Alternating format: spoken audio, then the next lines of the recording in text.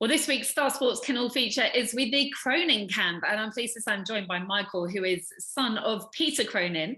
And thank you for joining us, Michael. Good to see you. You guys have always given it a real good crack at the English Derby. Why is it a competition that's so important to you?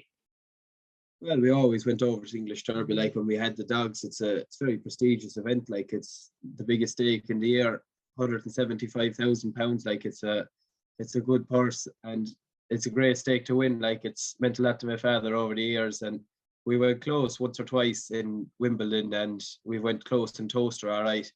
And we're going across them with 5 this year, so fingers crossed, like, they could do a small bit better again this year. And I think, you know, like many people, I've certainly watched you grow up. Every year you come over for the English Derby, you get bigger and bigger. But for a while it was frustrating for you, wasn't it, being here in England? Was, yeah, when whoops check time, only up until I came back to Towcester there last year with All About Ted. I wasn't allowed near the dogs in the Kennel area. I was allowed with them in the kennels, all right, but I wasn't allowed parade dogs or near them in the kennels at all until I turned 15. And obviously that's very different in Ireland, where you're very hands-on with the dogs, aren't you? It is, yeah. I'm working here a bit, all right, outside of school, and I go to the track there most evenings. Every evening we have a runner, like, since a young age, but it's just the way it is in England, like. So have you inherited your dad's enthusiasm for the English Derby? Do you feel the same about it now? Yeah, well, I always love going over to English Derby. I like staying over there and travelling, and I like the excitement, going through the rounds, like, with the dogs. It's good crack. It's good fun over there. And your dad's made it to the final a couple of times, and I think I'm fair to say, you know, often to the final with dogs that he wasn't necessarily entitled to. Tynwald Bish is the one that stands out for me. Yeah, Tynwald Bish was second, all right, in Wimbledon. I think he was only beaten half a length by Salad Dodger, and he was very close. Like, and Croker's Champ led all the way, just done on the line by, I can't remember which one that was, but he was just done on the line anyway in the year before that. And Whoops Jack then just won the semi-final in Towcester and missed a kick in the final, and he was unlucky as well. But, like, there were 3 good dogs, like, and they went very close, like, but hopefully we can go a bit closer this year. Well, you never know. You've got a really nice team. We're going to talk about each dog individually. I'm going to start with All About Ted. It's no secret that I'm a massive fan of this dog. He really caught my eye, Michael, last year at Towcester. His pace was obvious. He just seemed to love Towcester. Would you agree? Yeah, he does. He's a nice bit of pace, and he's a good, strong, staying dog, all right. He's been around Towcester a few times. He knows the track, so he could go a bit better this year. He only went to the quarterfinals last year, and he got a bad draw and he went out. And so this year anyway, we'll be hoping to get a few better draws later on, and hopefully we could go a bit further. He was, of course, an Irish Derby finalist as well, but since then he's only had 1 race. Was the plan always just to put him away for another tilt at the English Derby? Yeah, I think after the Derby final, he won the Night of Stars 575, when then we gave him a bit of time off over the winter, and we were just putting him back in the Easter Cup, and he got a small little niggle, but, like, nothing major. So we just said, dog of that caliber, like, we wouldn't risk him. So we said we just go over to English Derby then. He's got a few trials, and he's a few good trials. Like, he's 29. He's our 1580 done around Towcester, like, so he seems to be spot on coming into the Derby. Yeah, he did a 29.44 4-bend trial as well, but then his couple of races that you've given him there, he's finished 5th in both. And there seems to be a bit of a question mark around his seeding. He's been in trap 3 and trap 6. Where do you guys prefer him? He just out of trap 3, he kind of went out the way, and then he went out the way and he got a belt going up to the bend, and then in trap 6 then the last night he just missed it again, like, and he was kind of unlucky in his trial stick. Do you know what I mean? He was just very unlucky. How does this year's All About Ted compare to last year's then? Last year we thought he was a small bit more inconsistent at the boxes.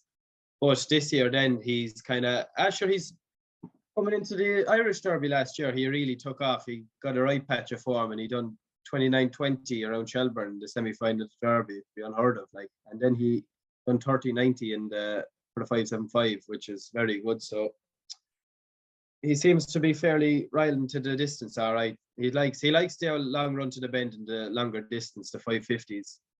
I'd love to see him go well in this year's competition. So fingers crossed for him. Let's move on to Cape Cloud, who is in October 2019. He's come to Towcester and put in a relatively average 30.01 trial, actually, but then he won his race in 29.41. Yeah, I think in the trial he clipped a second bend, or he just lost his footing off the second bend, and that's kind of what set the clock back. But he's a nice dog. Like, he's 28.40 done in Shelbourne. He's 2 opens, 1 there, and he's a nice little dog for the Leamy Bryan Syndicate. He's only a young dog, only a handy sized dog, 61 or 2 pounds, and he's 29.40 done there. He's nice bit of early. He's trapping consistent, so he could knock in a few rounds. Like, he's that kind of dog. He started life in Tralee in A5 company, actually, before coming to you guys. He's still relatively unexposed at this level, isn't he? He is, yeah, he is. We got him. He had only 1 or 2 races, ran 2 or 3 races, I think, as well. And he kind of just relished to the task, and he just improved, and he seemed like a nice little average dog. Like, and then he kind of went on again, and now he's 28.40 Shelbourne, like he's 29.40 for the 500 in Towcester. So he's improving, with age. Is he one that wants the rails? He is, yeah. He's a bang railer, all right. He is.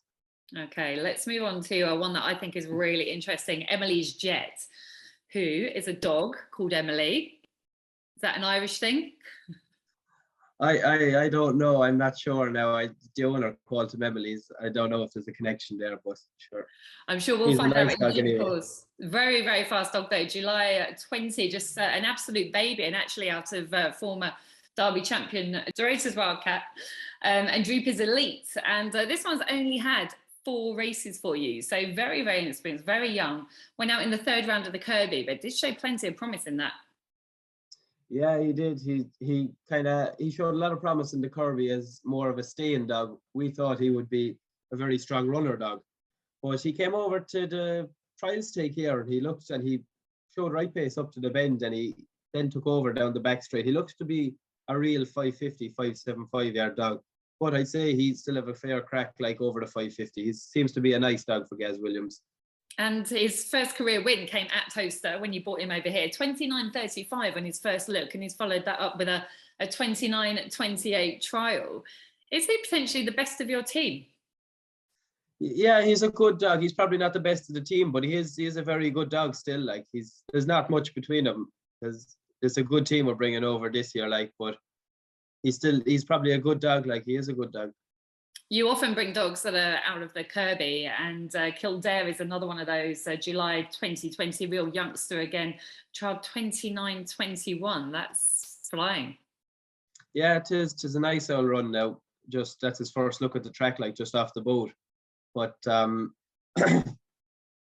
he'll have to improve off it, like, and fingers crossed he can come out of the Kirby, like, and be able to go through the Derby. There's a few of them do it, like we done it with the Headhunter and Croker's Champ before, and fingers crossed, like, he could just relish through the Derby and continue. If he kept qualifying through each of the rounds, he'd improve, like staying home. Well, prior to the Kirby, he actually hadn't had a race, so you would think there's lots more to come from this dog. There is, yeah. He actually only had 1 or 2 525s before the Kirby, and we knew, like, every night in the Kirby, every night he qualified, he was going to improve, like every night staying on. The first night he was bet by the Balnabula head dog, and we just saw him, like, he kept into him, if not closed up a length into the 3rd bend, and we just knew then we had a nice dog on our hands. Like, he's a really strong running sort, isn't he? Where will you see him for the Derby, do you think? It's hard to tell yet. We'd have to give him another trial, like, just to be sure. But I know he's a middle seed in Ireland. We'll probably, when he comes back, he might be changed to an inside. I'm not sure. Okay, you've also got DeBold Freddie coming for you, who was a Kirby semi-finalist. He's come to Towcester and got pretty well as well. 29.39 first look. So you must have been pleased with that one too. Yeah, he rocketed out. He done a 4.11 section, which I think would be savage. Like, but he seems to be a nice dog. He's only I think this is only our 2nd trial with him, and we've only had him 2 weeks, like, and sure, Mickey Core had him before that in the Kirby. Mickey done a great job with him, like, and we're bringing him over this year to English Debry, so he'll just have to improve as well. He will improve with each round, like each round he goes through, like KILDARE and Emily's Jet. and Cape Cloud, they will all improve, like with each round they knock in. And again, with the bold, Freddie, relatively inexperienced going into the Kirby. I think he had a few races at Tralee, and he showed great early there. Do you think that's his weapon at Towcester? Yeah, I watched him in Tralee, all right. He did show great early in Tralee. He showed great early in the Kirby as well. And Towcester is all about getting out in the skin and staying there, like, isn't it? But you have to stay out the 500 well in Towcester. It's a strong run track, like. The bold Freddie, is he bold? He's sure. He's fast anyway. Hopefully, he's fast anyway. How confident do you feel overall about your team this year? Look, it's a good team. It's only 5. Like we've brought over much more other years with 8 and 7 and 9. But fingers crossed, like one of them is all that has to hit the bullseye, and that's it. Like. And what will your plans be? Are you going to travel, or will you be staying over? I'm not sure yet. We still have to decide on that. We're only traveling over for the trials, all right, and the trial stakes, but we'll have to decide that sooner to the time. And what about you? Because you're at school, aren't you? Will you be allowed time off for Towcester? I'm not sure. We've had a Supremo on the Island Bridge at home, and we might have a bitch going into the Oaks, so I might just stay here for the first few rounds if they're in. But I will go over for the English Derby, all right, maybe the second round on. Excellent. Well, we look forward to seeing you then. Thank you so much for talking to us. And I love following your dogs. I can't wait to see you at Towcester. Best of luck with the rest of your preparations. Thanks, Julie. Thanks for having me on.